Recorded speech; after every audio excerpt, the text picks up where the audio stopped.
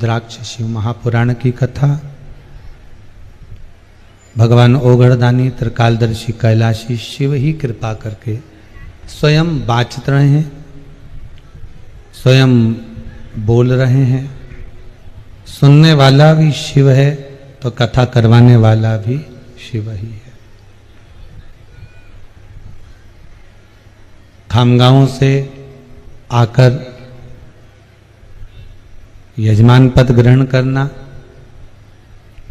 और भावों से भगवान की भक्ति को धारण करना, ये थोड़ा एक अलग विषय हो जाता है।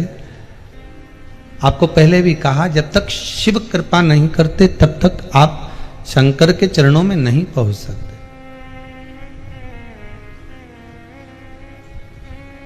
अथक प्रयास करा जाए, बहुत प्रयास करा जाए, तब भी शिव चरणारविंद नहीं मिल सकते। पर जब शिव की कहीं करुणा होती है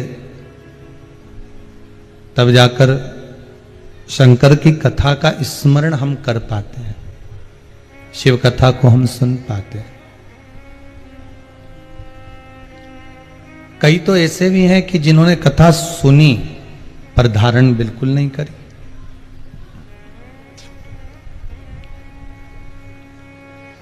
मान लो शिव कथा सुनने चले भी गए, शंकर की कथा में पहुंच भी गए, पर धारण भी तो करना चाहिए। उस कथा को अपने जीवन में उतारना भी तो चाहिए। और जब तक शिव तत्व को अपने भीतर नहीं उतारोगे तब तक शंकर मिलेगा कैसे?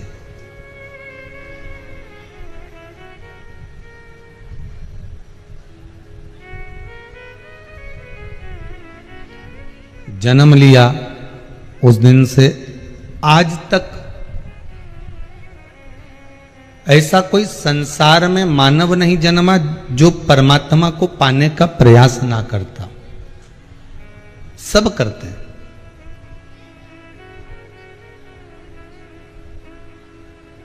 कई लोग कहते हैं ये तो पूरा ऐसा है कि कभी भगवान के मंदिर नहीं जाता, भले ना जाए।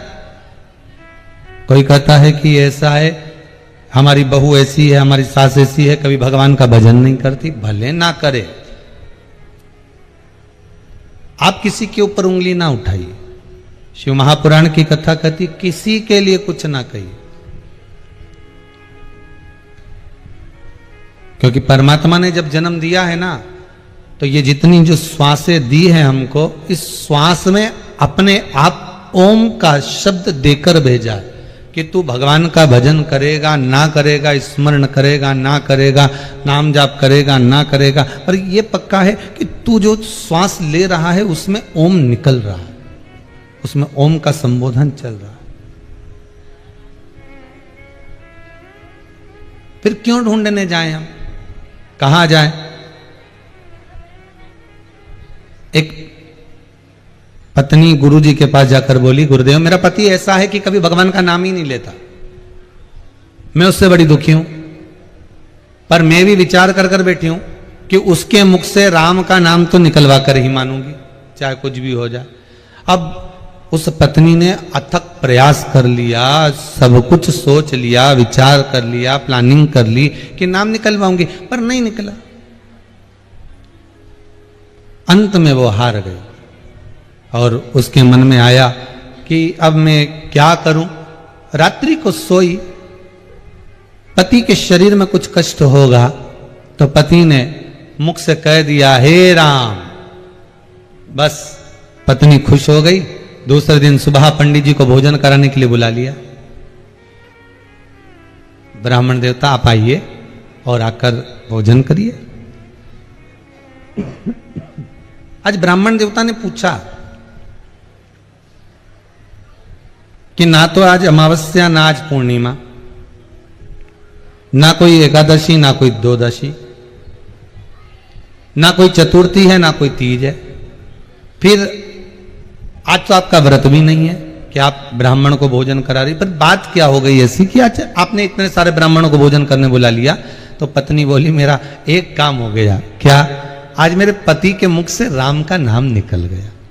अच्छा, ठीक है। अब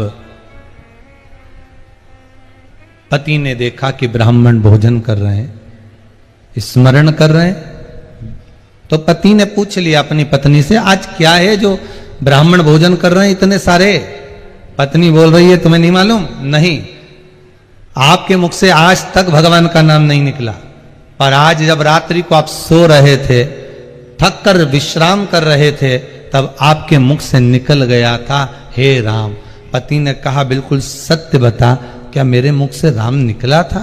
हाँ, मैंने खुद सुना था, बस इतना कहना था। और पति ने कहा, यदि राम ही हृदय से निकल गया तो अब जीवन रखने से कौन सा फायदा है?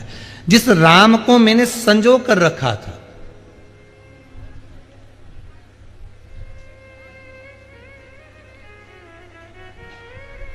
जिस राम को मैंने अपने भीतर छुपा कर रखा था, अगर वही राम निकल जावे,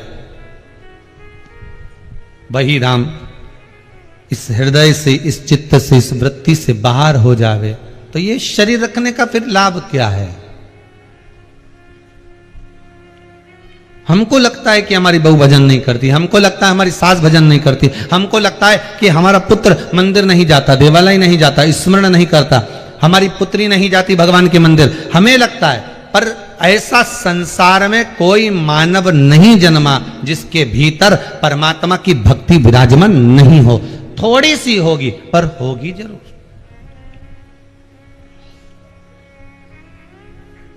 हो सकता है उसको ये सब ठीक नहीं लगता हो।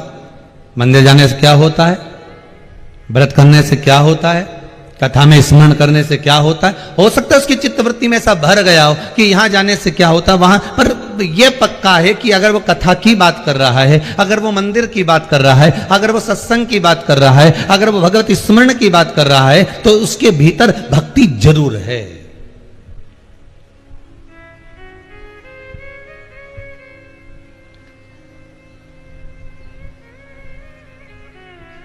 उसके भीतर भक्ति सदा विराजमान है।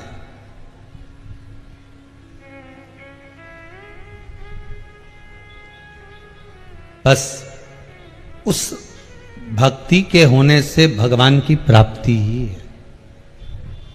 आप सब आस्था चैनल के माध्यम से जो शिव महापुराण की कथा को श्रवण कर रहे हो, आप सब भगवान देवाधिदेव महादेव की कथा को जो सुन रहे हो, आप सब भगवान की कथा को भले फेसबुक, यूट्यूब या आस्था चैनल के माध्यम से या ऑनलाइन श्रवण कर रहे हो, तो ये विश्वास मानकर चलिए कि कहीं ना कहीं शिव आपका परिचित हैं, कहीं ना कहीं भोलेनाथ आपके रिश्तेदार रहे हैं, कहीं ये आत्मा परमात्मा से जुड़ी हुई है। पहले भी कथा में कहा था, आज फिर कहते हैं, बहुत सारी शादियां हैं, अभी तो खैर 1.5 साल से कहीं नहीं है, फिर भी लोग घर में छोटे रूप में कर लिए हैं। बहुत सारी मोहल्ले में शादियां हैं, रिश्तेदारों के यहां भी शादियां हैं। और शादी होने के बाद आप कितनी जगह जा रहे हैं? 2 जगह, 3 जगह, 4 जगह, 5 जगह। आप जब 2-4 जगह जा रहे हैं तो आप किसके यहां जा रहे हैं? जिससे आपका स्नेह, प्रेम बहुत ज्यादा होगा, आप उसी के यहां पहुंचोगे। बोलो सही है कि गलत है? जिससे स्नेह ज्यादा है, जिससे प्रेम ज्यादा है, जिससे वात्सल्यता, जिससे करुणता ज्यादा है, आप उसके यहां शादी में पहुंच रहे हो। अब इतनी शादियां, और शादियों के बाद भी अगर कोई परिचित के यहां, कोई अन्य व्यक्ति के यहां पहुंच रहा है, तो उसका प्रेम उससे ज्यादा है, उसका स्नेह उससे ज्यादा है। बस यही शिव पुराण कहती है। सारी दुनिया को त्याग कर, सारे चैनलों को भूल कर, आप यदि आस्था चैनल पर या फेसबुक, यूट्यूब पर शिव महापुराण की कथा अगर सुन रहे हो, या शिव के धाम जाकर कथा का रसस्वादन कर रहे हो, या शंकर के मंदिर में पहुंच रहे हो या शिव भक्ति में डूबे हुए हो, तो यह विश्वास मानना कि तुम शंकर के अच्छे रिश्तेदार हो, इसलिए शंकर से जुड़े हुए हो। आप शिव के रिश्तेदार, आप शंकर का अनुमोदन अगर कर रहे हो तो शिव के पूर्ण तरह से आप शंकर के हो और शंकर आपका। मेरा भोलेनाथ आप,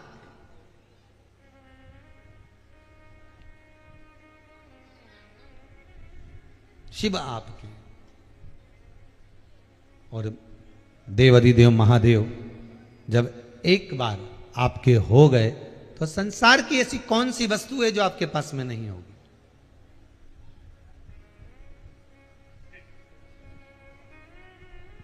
बस इतना जरूर याद रखना कि जिसको हृदय में बिठाओ ना, जिसको भी हृदय में बिठाओ, चाहे राम जी हो, चाहे कृष्ण जी हो, चाहे शिव जी हो, चाहे भवानी माता हो, चाहे दत्त भगवान हो, जो भी आपके हृदय में बैठे हुए हैं ना, उसको एक बार अगर बिठा लिया तो फिर इधर उधर डोलने की जरूरत नहीं है। एक साधे सब सधे, सब साधे बिसराए। बस एक अगर साध्य बन गए तो फिर कहीं डोलने की जरूरत नहीं पड़ेगी, फिर कहीं जाने की जरूरत नहीं पड़ेगी। और भले तुम पड़ोसन की काकी को कितनी भी चाय पिला लो, पड़ोसन को कितनी भी रोटी खिला लो, पड़ोसन को कितना भी चाय पिलाओ, भोजन कराओ, चाहे आप कितना भी उसको कुछ खिलाने का प्रयास करो, पर जायजत का हिस्सा पड़ोसन नहीं देगी आपको। जायजत का हिस्सा तो आपको अगर कोई देगा तो वो घर की सास ही देगी, भले उसको आप चाय दो चाय मत दो, भोजन दो मत दो, हिस्सा तो वही देने वाली है। उसी तरह तुम संसार में भ्रमण कर कर देखिए, जहां तहां जाकर देखिए, सब जगह पर धोख लगा कर देखिए, सबको प्रणाम कर कर देखिए, पर अगर कुछ देगा, कुछ प्रदान करेगा तो वो मेरे देव अधिदेव महादेव ही कर सकते हैं। इतना दे देते हैं कि बटोरा नहीं जाता महाराज, इतना दे देते।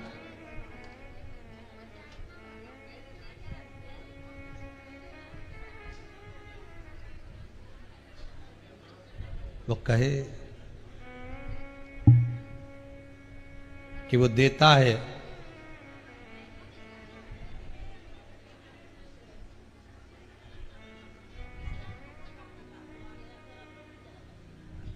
तो उसके देने में वो कमी नहीं छोड़ता।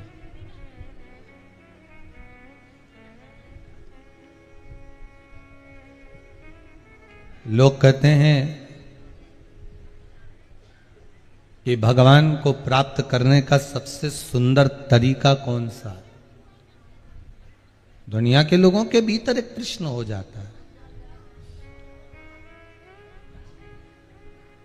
कि अगर हमें भगवान को प्राप्त करना है, भगवान को यदि अपना बनाना है, तो परमात्मा को अपना बनाने का सबसे सुंदर तरीका कौन सा है।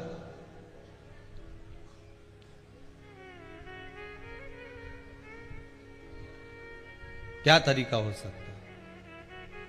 तो कहा दुनिया का परमात्मा को अपना बनाने का सबसे सुंदर तरीका है आपका निर्मल स्वभाव,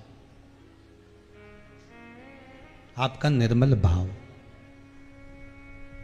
और जिस दिन इस मन से कपट, छल, छिद्र, बेईमानी, प्रपंच, झूठ सब बाहर निकल जाता है, सब कुछ बाहर चले जाता है, निर्मल व्यक्ति का जब स्वभाव हो जाता है, तो परमात्मा क्यों ना मिलेगा।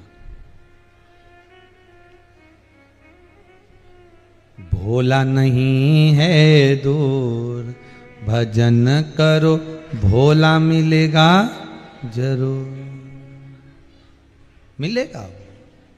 भोला नहीं है दूर, भजन करो भोला मिलेगा जरूर। आप निर्मल मन से जब भगवान की भक्ति का स्मरण करोगे, निर्मल मन से जब भगवान का भजन करोगे, निर्मल मन से जब परमात्मा को पाने का प्रयास करोगे, निर्मल मन से जब भगवान के होने का प्रयास करोगे, तो क्यों ना भगवान आपका होगा।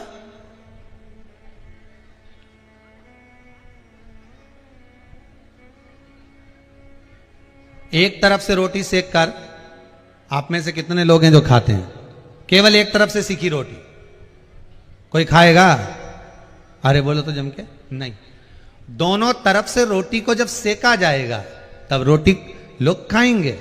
अर्थात शिव पुराण भी ये कहती है, आप एक तरफ से तप रहे हो, आप एक तरफ से भजन कर रहे हो, आप एक तरफ से शंकर जी को पाने का, शिव जी को पाने का, मेरे ओघड़दानी को पाने का, मेरे त्रिपुंडधारी को, मेरे त्रिकालदर्शी, मेरे कैलाशी को पाने का प्रयास कर रहे हो। एक तरफ से आप प्रयास कर रहे हो कि रोटी पक जाए, पकेगी, पर दूसरी तरफ जितना आप तप रहे हो शंकर को पाने के लिए, शिव कहते हैं तो चिंता मत करना, जब मैं पलटूंगा और मैं तुझे पाने का प्रयास करूंगा तो रोटी जब दूसरी तरफ से पलटी जाती है तो नीचे की जो रोटी थी ना पुरानी, वो ऊपर फूल जाती है। बोलो सही है कि गलत है?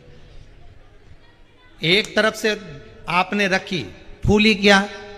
नहीं, पर दूसरी तरफ से जैसे ही पलटकर आपने उल्टी डाली, जरा सा उस पे कपड़ा फेरा तो रोटी फूल जाती है। भगवान कहते एक तरफ से तू तप रहा है, एक तरफ से तू तपन कर रहा है, एक तरफ से तू मेरा भजन कर रहा है, एक तरफ से तू मेरा स्मरण कर रहा है, एक तरफ से तू मेरा नाम जाप कर रहा है, एक तरफ से तू मेरा कीर्तन कर रहा है। पर चिंता मत करना, इस कीर्तन का फल, इस कथा को श्रवण करने का फल, जो रुद्राक्ष शिव महापुराण की कथा तू सुन रहा है, किसी भी भाव से किस कारण सुन रहा है ये तू ही जानता है, पर जिस भाव से तू श्रवण कर रहा है, तूने तो एक तरफ से रोटी को सेक लिया। पर चिंता मत कर, जैसे ही मैं पलटूंगा वैसे ही मैं तुझे रोटी को जैसे फुलाते हैं ऐसे तुझको भी मैं ऊपर की ओर उठा दूंगा। तो चिंता मत करना, बस मेरी भक्ति, मेरा भजन, मेरा स्मरण, मेरा कीर्तन, मेरा नाम जाप, मेरा मन स्मरण, बस आप जितना भक्ति में रम सकते हो साहब। फिर निवेदन करूंगा मेरे शंकर भगवान को, मेरे ओघड़दानी को, मेरे त्रिकालदर्शी को, मेरे कैलाशी को, मेरे अविनाशी को, आपका बहुत सारा धन वैभव नहीं चाहिए, आपका बहुत सारा धन वैभव मेरे बाबा को नहीं चाहिए। मेरे बाबा को तो अगर कुछ चाहिए तो आपका केवल एक लोटा जल, वो लोटा जल क्यों कहते हैं कि एक लोटा जल चढ़ाया, एक लोटा पानी चढ़ाया, क्यों कहते हैं? उसका कारण क्या है? वो लोटा जल नहीं है, जो कलश है ना वो ये शरीर है जिसमें पानी भरा रहता है, कलश शरीर है, और जो उसमें जल भरा है ना वो हमारा मन है। जल क्या है? मन। तो कहा गुरुजी आपने जल को मन से जोड़ दिया, क्यों नहीं जोड़ेंगे? केवल एक जल ही तो ऐसा होता है जिसको जिस कलर में मिलाओ वो उस कलर का हो जाता है। लाल में मिलाओगे तो लाल हो जाएगा, पीले में मिलाओगे पीला हो जाएगा, काले में मिलाओगे काला हो जाएगा। मन जल की तरह है, इसको जिसमें मिलाओगे ना वो उसमें हो जाएगा। जुआरी गेहूं के साथ बैठोगे तो जुआरी बन जाएगा, पापी के साथ बैठोगे तो पापी बन जाएगा, कपटी के साथ बैठोगे कपटी बन जाएगा, छली के साथ बैठोगे छली बन जाएगा।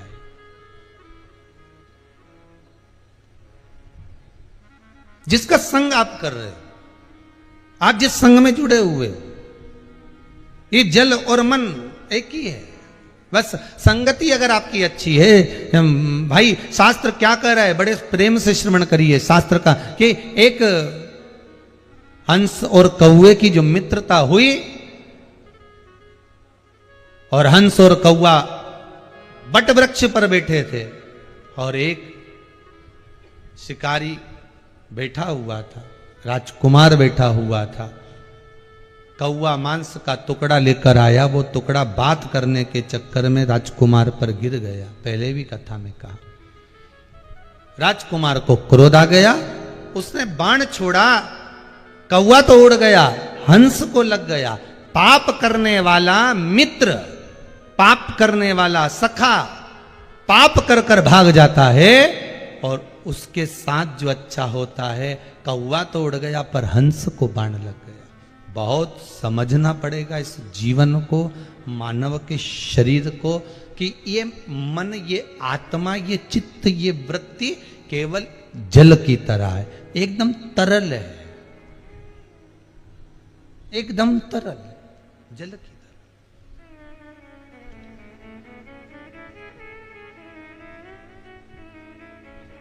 लाल कलर में मिला दो, लाल हो जाएगा। पीले में मिलाया, पीला हो गया। नीले में मिलाया, नीला हो गया। इसको जहां ले जाकर मिलाओगे,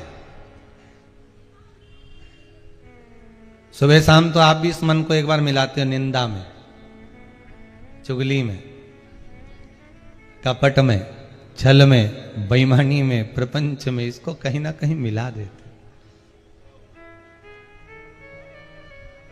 शिव कह रहे हैं मेरे यहां जल चढ़ाने का महत्व केवल इतना है, लोटे में जब जल लेकर आओ, कलश में जब जल लेकर आओ और मेरे ऊपर जब समर्पित करो तो ये भाव प्रकट कर लेना।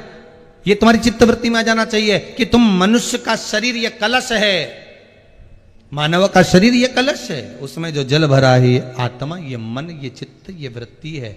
जब आप शंकर को समर्पित करो तो तुम्हारा मन फिर कहीं दूसरी जगह नहीं होना चाहिए, तुम्हारा मन परमात्मा के चरणों में ही होना चाहिए। क्या ना देगा वो?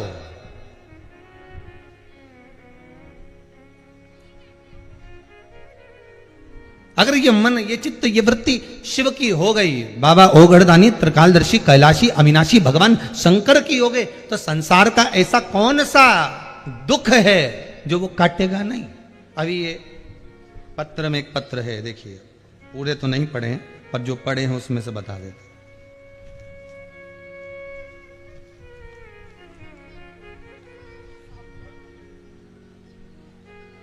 शंकर का स्मरण करो, ये करो। और डॉक्टर हॉस्पिटल में नहीं झेल रहा तो भोलेनाथ जी तो झेलेगा ना। अब घर से बाहर नहीं जाएंगे, दोनों को घर में रखो। उसने बताया है 70-80%, 90% अब देखा जाएगा। ठीक हो गए दोनों, दोनों बढ़िया। बैठ जाओ।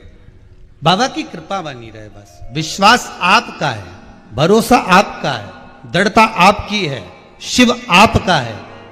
और उस पर जितना विश्वास रखकर, फिर कहूंगा, बैकुंठ में भगवान नारायण निवास करते हैं, ब्रह्मलोक में ब्रह्मा रहते हैं, इंद्र लोक में इंद्र रहते हैं, पर मृत्यु लोक में तो मेरा देव अधिदेव महादेव रहता है। तुम पुकारोगे वो दौड़ कर आ जाएगा, तुमने बुलाया वो तुम्हारे सामने आया। जो बहू पास में रहती होगी, भले कितना भी झगड़ा होगा, कितनी भी लड़ाई होगी, पर दुख के समय पर सबसे पहले वही खड़ी होगी। मुंबई पुणे वाली को तो फोन लगाओगे तो वो कहेगी हम गाड़ी देख रहे हैं, ट्रेन देख रहे हैं, गाड़ी लाएंगे, 8 घंटा लगेगा पहुंचने में। सारी व्यवस्था बहू बताएगी, हम पहुंच जाएंगे, संभाल लेंगे, ये कर लेंगे, वो कर लेंगे। पर जो पास में होगी वो सबसे पहले आकर खड़ी हो जाएगी। भले कितना भी झगड़ा हो, भले कोई काम नहीं करेगी, पर मुंडा तो दिखा देगी। आखिरी का समय पे पल्लू लेके खड़ी तो हो जाएगी, आंसुड़ा भी ढलका लेगी, 2 की टुकरिया कैसी भी थी, पर भले वह रो लेगी, खड़ी रहेगी, पर सबसे पहले कौन आएगी बोलो तो सही, जो पास में होगी। तो आपने एक ही बात याद रखना है, एक ही बात अपनी बुद्धि में रखना है, एक ही बात अपने चित्त में रखना है कि मृत्यु लोक के देव हैं अधिदेव महादेव। अगर कोई दुख हुआ तो सबको बुलाने से पहले, सारी दुनिया में हाथ फैलाने से पहले, सबके सामने जाकर गिड़गिड़ाने से पहले मेरा तो निवेदन